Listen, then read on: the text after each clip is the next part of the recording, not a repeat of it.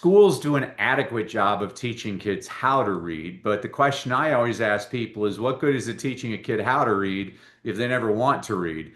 I teach kids why to read because I've never had to tell a kid, go turn on the television set. I've never had to tell a kid, go play a video game. And I never want to have to tell a kid, go read. I want them to choose to do it because they already think it's fun. And there's simple strategies I share with audiences. Welcome to Unstoppable Podcast with Harry Sardinas, inspiring conversations with influential millionaires, investors, thought leaders, entrepreneurs who are making a massive difference with their innovative products and services, and sharing the challenges and wisdom of how they sold their first million. How you find that set you apart from the rest and give you more and more and more gigs as a general concept. What was this process? Yeah, that's a good question, Harry. So I believe that you have to start with the lowest niche possible. And so I was a public school teacher, and so I began my speaking career specifically talking to public school teachers. And then I became more comfortable, and then I started talking to teachers from anywhere. And then I started speaking to parent groups and then to administrators. And then like you, I believe in investing in coaching. I was in a mastermind, and one of the gentlemen in my mastermind ran a very successful business. And he asked me if I would motivate his sales force. And I told him, I don't know if I'm qualified to motivate your sales team. I'm just a teacher. And he looked at me like I was an idiot. He's like, Danny, if you can get inner city teenage boys to read Shakespeare, I'm pretty sure you can motivate my sales team. He did me a favor, Harry. He got me to expand my thinking. And so I didn't start off, a lot of people, for example, I'm working with a woman right now. She wants to be a speaker. And she said she wants to be a $10,000 an hour speaker. And so the question I asked her is, great.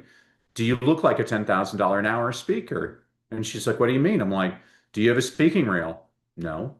Do you have a website? No. Do you have testimonials from past audiences? No. Do you have a brochure? No. So let me ask you a question. Do you look like a $10,000 an hour speaker? I mean, I wasn't trying to be demeaning to her. I said, we'll help you put that stuff together, but you can't just all of a sudden say, oh, I'm going to make $25,000 for corporate financials whatsoever. I mean, you look at the biggest people in the business, people like John Maxwell and Tony Robbins and Les Brown. They started small and they worked their way up. They didn't just start off as $75,000 an hour speakers. Yeah, I have a pleasure to share the stage with Les Brown in London, and it was a fantastic. Also, been the stages with Tony Robbins with some big names. But Danny, I want to come back to something because I think it's key. For example, when you were speaking with school teachers, with your parents, yeah, what topic? How come you got so many gigs? What you were talking about? How you find that topic? Yeah, so let me give you an example, Harry. I was in India touring schools, and this one principal opened up a door, and there's 5,000 kids in this auditorium. There's 20 newspapers and 5 TV channels. And the principal says, and now for the next hour, Dr. Brassell is going to teach us the 3 secrets to reading better. Harry, nobody's told me I'm speaking, and I have no such speech, but I got 5,000 kids, I got media, I'm live. So I look at the kids. Fortunately, it's India. I get to slow down my speech, and I'm like, today I am going to teach you the 3 secrets to reading better. Who wants to learn the 3 secrets to reading better? And the kids are going wild. And in my head, I'm like, what the heck are the 3 secrets to reading better? And over those 30 seconds, I use the exact same process I teach my clients now, put together a presentation that was broadcast to 1.5 billion people, and now I actually have a company based on that, on my reading strategy. So the heart of your question is what people would hire me for is to motivate them and to talk about how to get kids reading. Because I find schools do an adequate job of teaching kids how to read, but the question I always ask people is what good is it teaching a kid how to read if they never want to read? I teach kids why to read because I've never had to tell a kid, go turn on the television set. I've never had to tell a kid, go play a video game.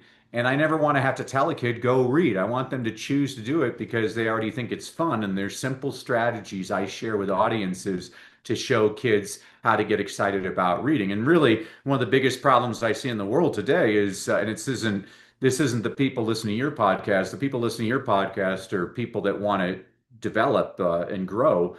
But I see a lot of adults that they almost write they wear it as a point of pride that they don't read anymore. And I'm like, well, that's just despicable and sad. Danny, now let's go more technical because I love, for example, you have 5,000 people in the audience and look how much energy you go there. I think that all the years and years of teaching finally pay off. That's the other thing with the public speaking thing, right? The people also said, well, I want to be a 10,000 an hour speaker, but speaking is skill. The more you practice, the better you become. So you and I, look, English is not my first language. And I train people how to speak it, and so the point is how you convey that idea, how you connect with the audience. And for example, something amazing you have done, Danny, like, for example, you were ready for this, okay? In the Les Brown event, I was not due to speak before Les. I was due to speak in the morning, and Les Brown is speaking in the afternoon. And I arrived there in the morning, ready for my speech, and then the promoter at TIA told me, Harry, you're not gonna speak in the morning as I was planned. I want you to speak before Les. And she looked into my eye and she told me, look, and Harry, I wanted that you lift them up. I want that you, after you finish, you leave this audience on the high because I cannot have the people on the low and then bring less, right? So, and then after the years, I asked Tia, why you did this change? And she told me, Harry, because you were ready. You were ready for that task. I saw you speak before. Yeah, so, and I think, Danny, you were ready. You just didn't know. When you jump into this 5,000 kids opportunity, you were ready. Now, something impressive that you did is exactly say, you told them who want to learn, right? So these big stages, you have to amplify a lot. You have to, like the Rolling Stones, Mick Jagger, he had to do crazy moves because, it's just to large audiences.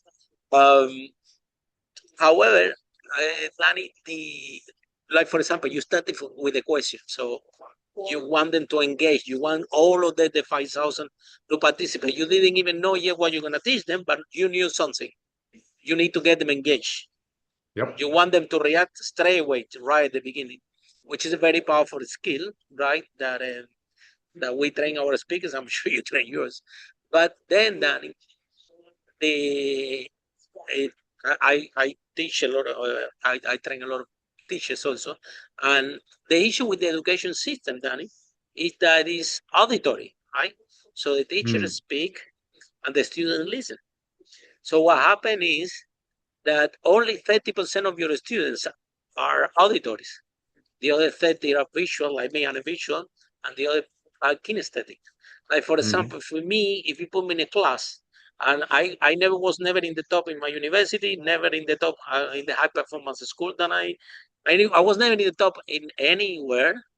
And I got even bullied sometimes, okay, in the high performance school, because it was a high performance school, but I was the lowest performer in the high performance school because I'm a vision, right? So for me, if you start to talk and you don't show some drawings, you lost me already. You can call it HDSD, you can call it whatever, but I'm a visual person. You see, look my background. Some people come to his podcast and say, Harry, it's too much going on. Well, I'm a visual, so I need to see image, I need to see color. That's how I learn, that's how I operate. So then, Danny, my question to you is, and clearly you know this stuff because when you get them to participate, you are getting the kinesthetics, which is the most difficult to engage. because they need to move, they need to say something, they have to react to you. And of course, if in the education system, when we give lessons, rather than doing the auditory, we target three of them, the auditory, the visual, and the kinesthetics, we will have better results at the schools from the students, which I talk about this a lot in the House of Lords in London. They give me a clap and they don't do anything. And the education system, the class, look how much they evolve. All this stuff, you and I, we know that is out there.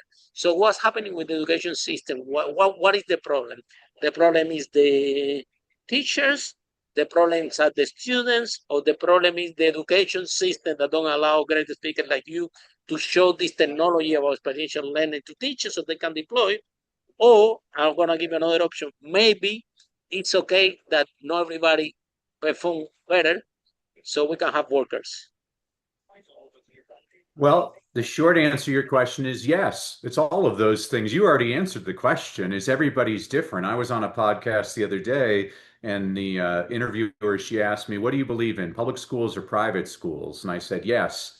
She's like, "What do you mean?" I'm like, "Well, some kids, they do well in public schools. Some kids, it's a private school. Some kids, it's homeschool. Some kids, it's a magnet school. Some kids, it's a vocational school. Every kid is different. Just like you said, some kids, they process with their eyes. Some The kids way of process, learning, right? and They have yeah, different ones. absolutely.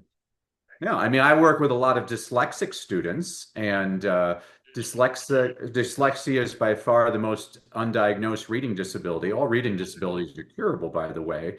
And people don't understand that dyslexic people, like Sir Richard Branson, they process information a lot better with their ears. And so for those students, I do a lot of reading aloud to them, listen to audiobooks. That's how you're going to process a lot better. Most people, it's the majority of people, it's visual. And then there's obviously people that have to get up and moving. I mean, in this day and age, a teacher just talking and disseminating information to a bunch of students is going to be very ineffective, because kids are used to edutainment. You have to educate them. Follow us for more interviews with world's most influential, audacious entrepreneurs that overcame challenges and adversity, providing you with the blueprint of how they sold their first million so you can grow your business exponentially.